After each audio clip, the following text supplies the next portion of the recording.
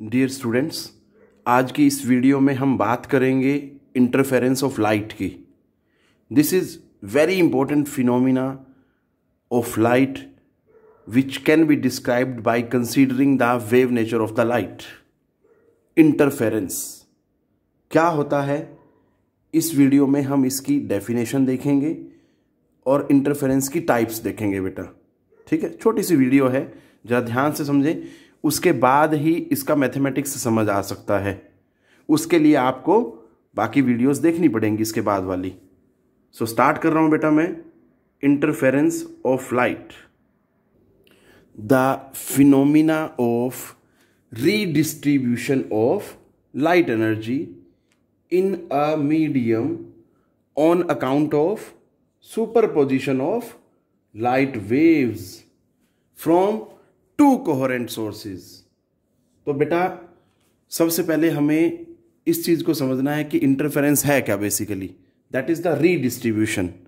It means अगर वो redistribution है तो क्या हम ये बोल सकते हैं कि इंटरफेरेंस से पहले जितनी एनर्जी है उतनी ही एनर्जी इंटरफेरेंस के बाद रहेगी। सिर्फ वो क्या हो रही है, रीडिस्ट्रीब्यूट हो रही है बेटा। जरा ये ध्यान रखना है आपने, ठीक है। तो और वो क्यों हो रहा है redistribution? Because of the superposition of light waves. क्योंकि जब लाइट वेव्स दो कोहेरेंट सोर्सेज से एक ही डायरेक्शन में चलेंगी तो आपस में वो सुपर इम्पोज करती हैं। हम ये बोल सकते हैं there is interaction between them. इस तरह से समझा जा सकता है इसको। और जब उनमें सुपरपोजिशन होता है तो क्या होता है बेटा, रीडिस्ट्रीब्यूशन ऑफ लाइट एनर्जी होता है। अब मुझे एक बात और पता होनी चाहिए, what is the coherent sources. ठीक है बेटा, तो इसमें क्या होता है, कोहेरेंट सोर्सेज लिखा है बेटा, क्योंकि इंटरफेरेंस के लिए हमें दो कोहेरेंट सोर्सेज चाहिए।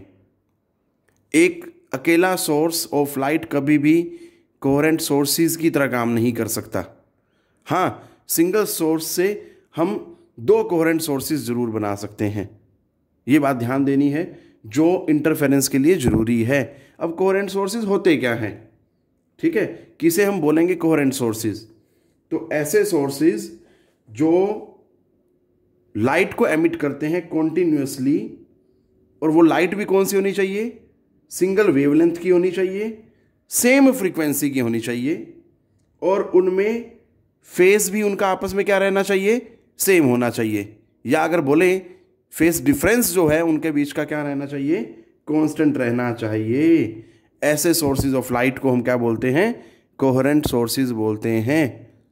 तो ये ध्यान रखना है आपने बेटा। अब मैं इसी चीज़ को एक डायग्राम की हेल्प से समझाता हूँ, और वही डायग्राम में ही हम एक रफ डायग्राम बनाएंगे, ठीक है बेटा। और उसी डायग्राम में ही हम समझेंगे कि जो इंटरफेरेंस की टाइप्स हैं, कब किस तरह का इंटरफेरेंस होता है और कब किस तरह का इंटरफेरेंस होता है। ठीक है बेटा, तो देखते हैं। मैंने इंटरफेरेंस को समझाने के लिए बेटा और उसकी टाइप्स को बताने के लिए यहाँ एक छोटा सा एक रफ डायग्राम बनाया है। इसमें क्या किया हमने, एक एस सोर्स लिया मोनोक्रोमेटिक लाइट का। ध्यान से सुनना, मोनोक्रोमेटिक लाइट का सोर्स लिया। अब यहाँ से जो रेज हैं यहाँ भी जा रही हैं, यहाँ भी जा रही हैं, तो ये जो ए और बी जो हैं, दीज आर द स्लिट्स। ठीक है बेटा। अब यहाँ से ये जो दो ए और बी से जो सोर्स बने ना बेटा, टू, ये दोनों क्या होंगे, कोहेरेंट सोर्सेज होंगे। ये बात हमेशा याद रखनी है। क्लियर है बेटा। अब यहाँ से भी रेज आगे चलेंगी, यहाँ से भी रेज आगे चलेंगी, और ये आपस में क्या करेंगी बेटा, इंटरेक्ट करेंगी। ठीक है, कैसे, इसको एक मैं रफ डायग्राम से समझा रहा हूँ। देखो यहाँ पे इंटरसेक्शन हुआ, फिर ऐसे ये इंटरसेक्शन हुआ। क्लियर, इस तरह से ये चलेगी, ये भी चलेंगी, तो ये देखो आपस में क्या करती जा रही है, वो इंटरसेक्ट करती जा रही हैं। तो इसी को ही क्या बोला गया, बेसिकली सुपरपोजिशन बोला गया बेटा। तो इस तरह से जब ये आगे चलेंगी तो हमें सेंटर में क्या मिलेगा, एक ब्राइट फ्रिंज मिलेगी, या मैं बोल सकता हूँ ब्राइट बैंड मिलेगा। स्क्रीन लगाई है मैंने, ये एक स्क्रीन है, इसको आप CD बोल सकते हैं। ठीक है, इस स्क्रीन पे एक सेंटर में ब्राइट बैंड मिलेगा, फिर ये डार्क बैंड मिलेगा, फिर इस तरह से ब्राइट, और ये फिर dark. In the same way यहाँ पे क्या होगा, ब्राइट है, ये सेंटर में था, तो इसके बाद डार्क बैंड मिलेगा, फिर ब्राइट बैंड और फिर डार्क बैंड। इस तरह से अल्टरनेटिवली हमें इक्वल थिकनेस के, ठीक है बेटा, आप चेक कर सकते हैं। देखो सभी बैंड्स की थिकनेस या जो फ्रिंजेस की थिकनेस है वो क्या बनाई है मैंने, सेम बनाई है। क्लियर? तो इस तरह की अरेंजमेंट मिलती है हमें स्क्रीन पे बेटा। तो ये सभी जो ब्राइट बैंड्स आ रहे हैं ये किस वजह से आ रहे हैं? This is because of one of the type of the interference which is known as the constructive interference. ठीक है बेटा, ये जो ब्राइट बैंड आए हमारे पास ये किस वजह से हैं? Because of the constructive interference. Constructive interference. और जो डार्क बैंड आ रहे हैं, अगर हम डार्क बैंड की बात करें तो बेटा जी ये है, ये है और ये है।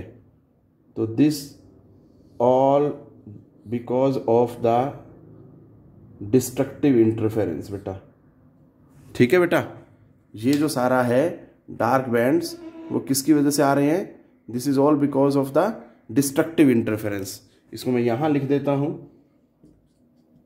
Destructive interference. ये चीज आपने ध्यान देनी है बेटा। ठीक है, तो सीधा सीधा हमें क्या पता लगा कि जो ब्राइट बैंड आ रहे हैं या ब्राइट फ्रिंजेस आ रही हैं this is because of the constructive interference, and जो डार्क बैंड आ रहे हैं this is because of the destructive interference बेटा। तो यहां से हमें दो तरह का इंटरफेरेंस पता लगा। अब इंटरफेरेंस के बाद अगर मैं इस सभी बैंड्स की एनर्जी को टोटल करूंगा I will be getting the same energy. जितनी एनर्जी इंटरफेरेंस से पहले थी यहां पे थी उतनी एनर्जी हमें यहां मिलेगी बेटा। इसीलिए इसको क्या बोला गया है कि there is redistribution of energy only. Clear? ये बात ध्यान रखनी है आपने। So that's it which I wanted to cover in this video बेटा। अब इसके बाद आपको सब उसका मैथमेटिक्स समझ आ जाएगा। जो नेक्स्ट वीडियोस में बनाया जाएगा बेटा, मैं उन पे वीडियोस बनाऊंगा, बट उनको समझने के लिए ये चीज़ का पता होना ज़रूरी था। सो टेक केयर बेटा, पढ़ते रहें,